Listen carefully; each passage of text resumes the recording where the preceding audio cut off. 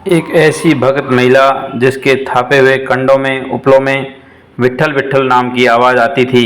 और दोस्तों, जब अंत समय आया तो भगवान विट्ठल ने कैसी परीक्षा लिया कि उनको फांसी की सज़ा अर्थात सूली की सज़ा हो गई। और वो सूली भी विट्ठल विट्ठल विट्ठल विट्ठल बोलते बोलते सब गांव के सामने, पूरे नगर के सामने, पूरे प्रशासन के सामने देखते देखते सूली पिघल जाती है। दोस्तों, ऐसी भक्ता जो कि विट्ठल भगवान की अनंत भक्ता थी, जिसका भक्त माल में चरित्र चित्रण आता है। दोस्तों, ऐसी थी जनाबाई। उसका आप इस वीडियो में पूरा विवरण देखेंगे। तो नमस्कार प्रिय दर्शकों, आप सभी का हमारे YouTube चैनल पर हार्दिक स्वागत है।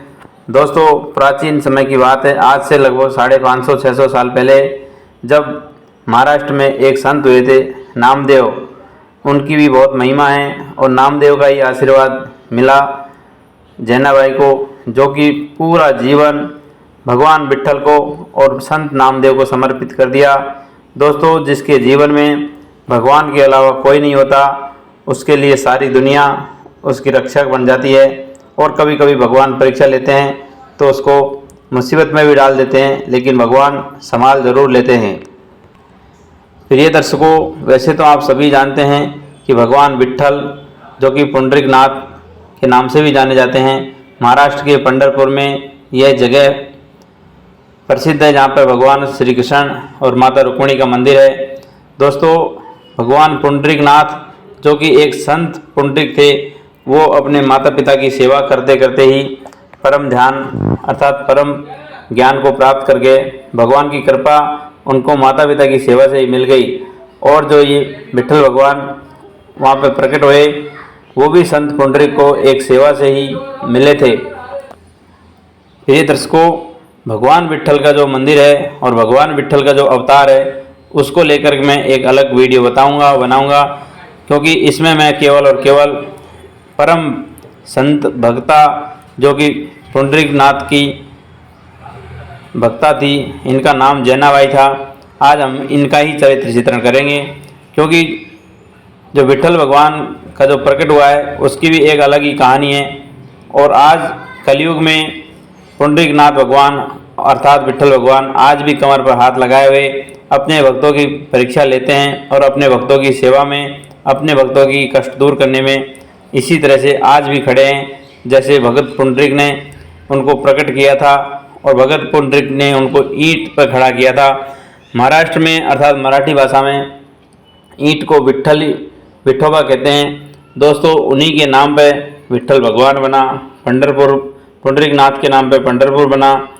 और उन्हीं के बारे में उन्हीं के जो संत हुए, उनमें से नामदेव और जैनाबाई, जिसका आज मैं चरित्र चित्रण करने जा रहा हूँ। दोस्तों, माता जैनाबाई का आप यकीन नहीं करेंगे, यदि आप इतिहास सुनेंगे, यदि उनकी भक्ति के बारे में सुनेंगे, तो 60 साल की भक्ति को मैं 6 मिनट की वीडियो में तो क्या बता पाऊँगा, लेकिन शॉर्ट एंड स्वीट में आपको इतना बता सकता हूँ कि इस वीडियो को पूरा सुनेंगे तो आपका रोम रोम हर्षित हो जाएगा। एक बार जब जैनाबाई का नाम संत कबीरदास जी ने सुना, तो उन्होंने सोचा कि जो संत है, जो उन महिला है जिनका इतना वर्ल्ड में नाम है, जितना भारत में नाम है, तो चलो एक बार मैं भी जाकर के दर्शन कर लेता हूँ। दोस्तों, सब अपनी अपनी कल्पना के हिसाब से सोच रहे थे कि बड़ी भक्ता है, जहाँ भी संत मंडली होती है वहाँ पर भगवान का कीर्तन होता है, नाम जप होता है, मालाएं फेरी जाती है, पूजा करी जाती है। ऐसा संत कबीरदास जी ने सोचा था मन में। और धीरे धीरे करके संत कबीरदास जी उनका वर्णन सुनते सुनते उनके पंढरपुर में चले जाते हैं। दोस्तों, जैसे ही वहाँ पे वो शहर के अंदर, गांव के अंदर एंट्री मारी, तो वहाँ पे बड़ी तेज़ तेज़ महिलाओं के लड़ने की आवाज़ आ रही थी। और एक महिला तो बड़ी तेज़ आवाज़ में लड़े जा रही थी। प्रिय दर्शकों, संत ने सोचा, कबीरदास जी ने सोचा कि मैं हो सकता है गलत जगह पर आ गया हूँ, लेकिन उन्होंने कहा कि हो सकता है ये भी कोई भगवान की लीला ही हो, चलो इनसे पूछते हैं कि आखिर ये क्यों लड़ रहे हैं और इनका कारण क्या है। दोस्तों, महिलाएं गोबर के उपले बनाती है, कंडे बनाती है, जिनसे भगवान को रसोई तैयार करते हैं अर्थात ईंधन के रूप में काम में लेते हैं। कुछ महिलाओं ने माता जैनाबाई के उपले चुरा लिए थे और चुरा कर अपने उपलों में मिक्स कर दिया था। दोस्तों, माता जैनाबाई कह रही थी कि मेरे उपले, मेरे कंडे मुझे दे दो। दोस्तों पहले तो ये औरतें कहने लगी हमने आपके कंडे नहीं लिए हैं, लेकिन बाद में कहने लगी यदि हमने चुराए हैं, यदि हमने आपके लिए भी है तो आप अपने कंडों को ले लीजिए। दोस्तों महिलाएं कहने लगी कि आप ही मेरे कंडे अलग दीजिए, जैसे लेके गई थी वैसे ही मेरे कंडे मेरे में वापस रखो। प्रिय दर्शकों, वो औरतें तो अनजान थी, उनको क्या मालूम कि इनके कंडे कौन से हैं और हमारे कौन से हैं। प्रिय दर्शकों, संत कबीरदास जी भी ये घटना को देख रहे थे। उन्होंने कहा कि मेरे ही कंडे मुझे चाहिए, मुझे तुम्हारे कंडे नहीं चाहिए। औरतें कहने लगी बहन तुम्हारे कंडों पे कौन सा स्टैंप लगा था, उनकी क्या पहचान है, आप बता सकते हैं। तो प्रिय दर्शकों, जब संत जनाबाई ने कहा कि मेरे कंडों को यदि आप कान के पास लगा करके सुनोगे तो मेरे द्वारा बनाए गए कंडों में, मेरे द्वारा बनाए गए उपलों में विट्ठल विट्ठल की आवाज़ आएगी। प्रिय दर्शकों, जब ये बात सुनी तो सारा गांव मोहल्ला, सारी महिलाएं चकित रह गई। और संत कबीरदास जी जो वहाँ खड़े थे उन्होंने सोचा कि ये तो बड़ा अजीब मामला है। जैसे ही संत कबीरदास जी ने भी एक कंडे को अपने कान के पास उठा के ले गए तो उस कंडे से, उस निर्जीव वस्तु से भी भगवान विट्ठल विट्ठल का जप की आवाज़ सुनाई दे रही थी।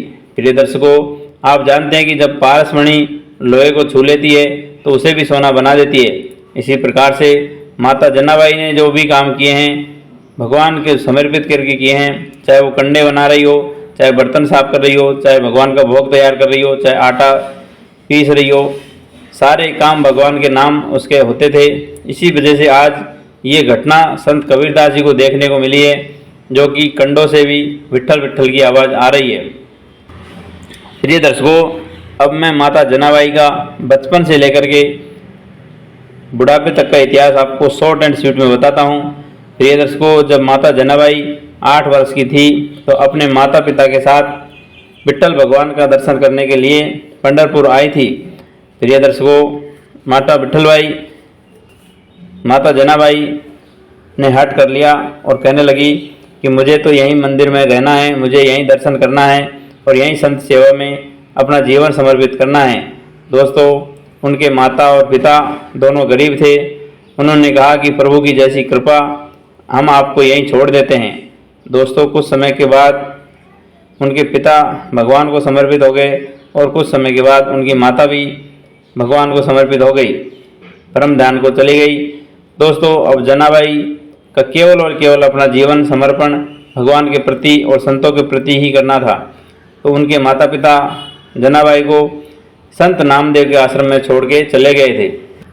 संत नामदेव ने भी उनको खुशी खुशी अपने घर में भगवान का भोग तैयार करने के लिए, अपने आश्रम की सफाई करने के लिए और कपड़े साफ करने के लिए और जो भी आटा पीस करके रसोई बनानी, उन सब काम के लिए इनको रख लिया।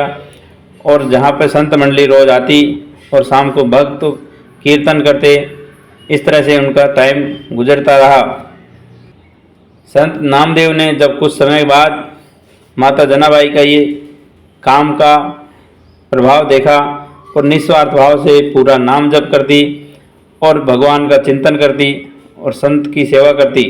दोस्तों, ये सब देखते देखते नामदेव ने सोचा कि मेरे रहते रहते यदि इस भक्त का उद्धार नहीं हुआ तो मेरा संत होना ही बेकार है। दोस्तों, संत नामदेव ने भगवान विट्ठल से प्रार्थना किया और उन संत को दीक्षा दिया। दोस्तों, जो भी उन्होंने नाम जप दिया, भगवान का इतना नाम कीर्तन करती और कीर्तन करते करते माता जनाबाई भगवान का चरित्र चित्रण, आज उन्होंने क्या पहना, कैसे भगवान दिखते हैं, इसमें इतना भाव विभोर होती कि उनकी आंखों से आंसू टपकने लग जाते और उनको यही भान नहीं होता कि शाम से लेकर के कब रात्रि खत्म हो गई और कब सुबह निकल गया। दोस्तों, इस प्रकार से माता जनाबाई का अटूट श्रद्धा भगवान के नाम जप में, कीर्तन करने में हो गई।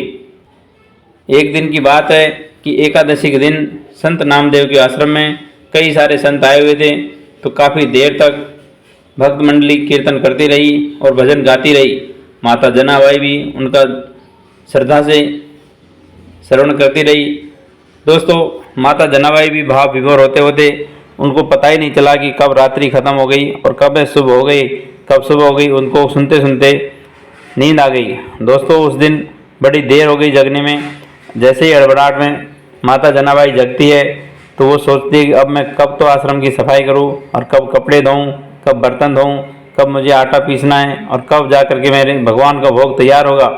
प्रिय दर्शकों, इस प्रकार से चिंता में आ गई और माता जनाबाई ने सोचा कि सबसे पहले मैं कपड़े धोने के लिए चंद्रभागा नदी पर जाती हूँ और भगवान के और संत के जो कपड़े धो कर के लाती हूँ, इसके बाद दूसरा काम करती हूँ। प्रिय दर्शकों, चंद्रभागा नदी पर जैसे ही कपड़े लेकर गई तो वहाँ पर एक वृद्धा रूप धारण किए हुए स्वयं भगवान विट्ठल आते हैं और माता जनाबाई को कोई अता पता नहीं था। उन्होंने कहा कि बेटी, तू घर जाकर के दूसरा काम कर, इन कपड़ों को मैं धो करके साफ करके सुखा देती हूँ, तब तक तू अपना बर्तन और चोला चाकी जो भी करने का है वो कर। माता जनाबाई ने सोचा कि आज मैं देर हो गया है तो माता से कुछ काम यदि कर देती है। पहले तो उन्होंने मनाही किया कि आप वृद्ध हैं, बुजुर्ग हैं, आप ये सब क्यों करेंगी, ये मेरा काम है, मैं ही करूँगी। लेकिन दोस्तों, वो वृद्धा के द्वारा जोर ज़बरदस्ती करने के बाद उन्होंने कहा कि चलो आप ही साफ़ कर दीजिए। प्रिय दर्शकों, थोड़ी देर बाद वो बर्तन साफ़ करके कपड़ों को देखने आती है तो कपड़े पूरी तरह से साफ़ हो गए और तार पर सूख भी गए। दोस्तों, माता जनाबाई सोचती है कि इतनी वृद्धा बुजुर्ग महिला थी और इतना जल्दी साफ करके कैसे जा सकती है। मैंने तो उनसे नाम भी नहीं पूछा, उनसे उनका पता भी नहीं पूछा। प्रिय दर्शकों, माता जनाबाई मन में बड़ी चिंता लिए घूम रही थी। सोचा कि आज मेरे से ये क्या हो गया, कब रात्रि ख़त्म हो गई और इतने देर से जगी हूँ और ऊपर से इस वृद्धा ने भी मेरी मदद करी, मैंने वृद्धा को भी परेशान किया। यही सब पश्चाताप करती करती उसने भगवान का भोग तैयार किया और भगवान को और संत को खाना खिलाया। उसके बाद भगवान के मंदिर में जाकर के बड़ी पश्चाताप कर रही है, बड़ी मनी मन रो रही है, आंखों से आंसू आ रहे हैं कि आज मैं पता नहीं कहाँ ध्यान चला गया और कब नींद आ गई, मुझे पता ही नहीं।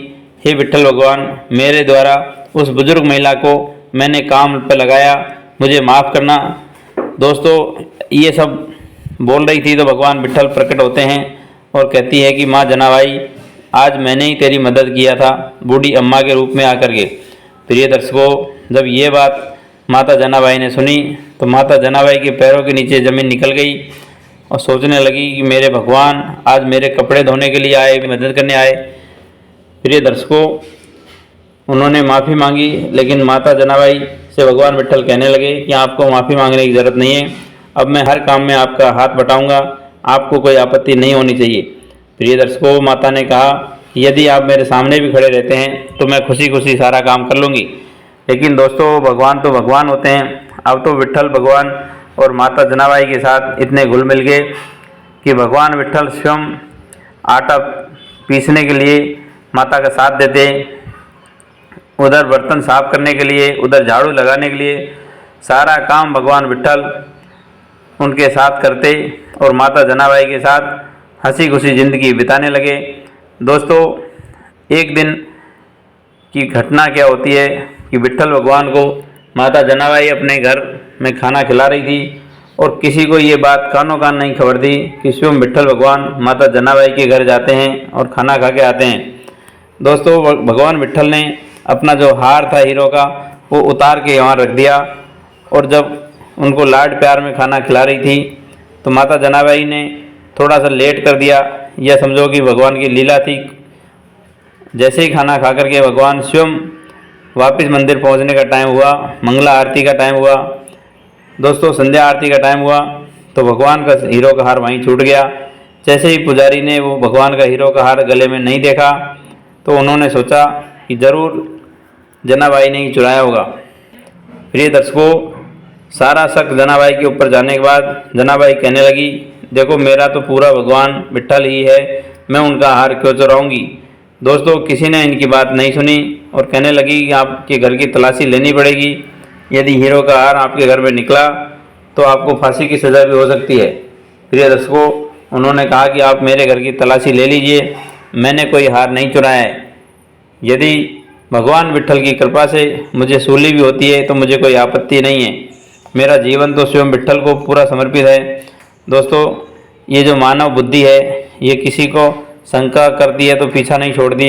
उन्होंने भगवान के हार के लिए घर में तलाशी लिया तो भगवान का हार जनाबाई के घर में मिल गया। इसके बाद तो इनकी बड़ी थू होने लगी और सारा गांव कहने लगा कि ये चोरनी है, ये विट्ठल भगवान का हार इन्होंने चुरा लिया। दोस्तों सारा गांव, सारा शहर धीरे धीरे खबर राजा के पास पहुंच गई कि माँ जनाबाई ने विट्ठल भगवान का हार चुराया है। प्रिय दर्शकों, जब राजा ने ये बात सुनी तो उस समय कड़क दंड हुआ करता था। उन्होंने कहा कि इनको सूली पर चढ़ा दिया जाए। प्रिय दर्शकों, माँ जनाबाई ने जब ये बात सुनी तो उन्होंने कहा कि चलो ये भी मेरे विट्ठल की कोई लीला ही है। वो विट्ठल विट्ठल भगवान का नाम जपती रही और सूली पर चढ़ गई। प्रिय दर्शकों, जैसे जैसे विट्ठल विट्ठल बोलती जाए वैसे वैसे सूली पिघलती जाए। पूरा शहर, पूरा गांव, पूरा राज दरबार सजा हुआ था और ये सब देख रहे थे। माता खुशी खुशी फांसी पर लटक जाती है और वो विट्ठल विट्ठल विट्ठल विट्ठल बोलती जाती है और वो फांसी जो सूली थी वो धीरे धीरे करके पिघल जाती है। माता जनाबाई का वाल भी बांका नहीं होता है। जब पूरे संसार ने, पूरे राज दरबार ने ये सब देखा तो सभी ने घुटनों में पड़ करके माता जनाबाई से माफ़ी मांगी। उसके बाद उन्होंने सोचा कि हमारी बहुत बड़ी भूल हो गई कि आपके ऊपर हमने शंका करी। आप तो स्वयं पूरा सारा जीवन भगवान के लिए भी समर्पित कर दिया और हमने नादानी में आकर आपके ऊपर चोरी का आरोप लगाया। दोस्तों उसके बाद संत नामदेव ने जिस दिन शरीर छोड़ा उसी दिन माता जनाबाई ने भी शरीर छोड़ा और स्वयं दोनों भगवान विट्ठल को प्यारे हो गए। आज भी संत की, नामदेव की तथा माता जनाबाई की अलग अलग समाधियाँ बनी हुई है। दोस्तों ये थी नामदेव और माता जनाबाई के जीवन की कहानी। प्रिय दर्शकों, ये सच्ची कहानी है जिसमें स्वयं नाभाजी ने माता जनाबाई का चरित्र चित्रण भक्तमाल नाम के ग्रंथ में किया है। दोस्तों यदि कभी मौका लगे तो पंढरपुर में भगवान पुंडरीकनाथ और माता रुक्मणी का, संत नामदेव का और संत जनाबाई का दर्शन करने जरूर जाएंगे। बोलिए भगवान विट्ठल की जय, बोलो भगवान पुंडरीकनाथ की जय। सभी को राधे राधे, हरिओम, जय श्री कृष्ण।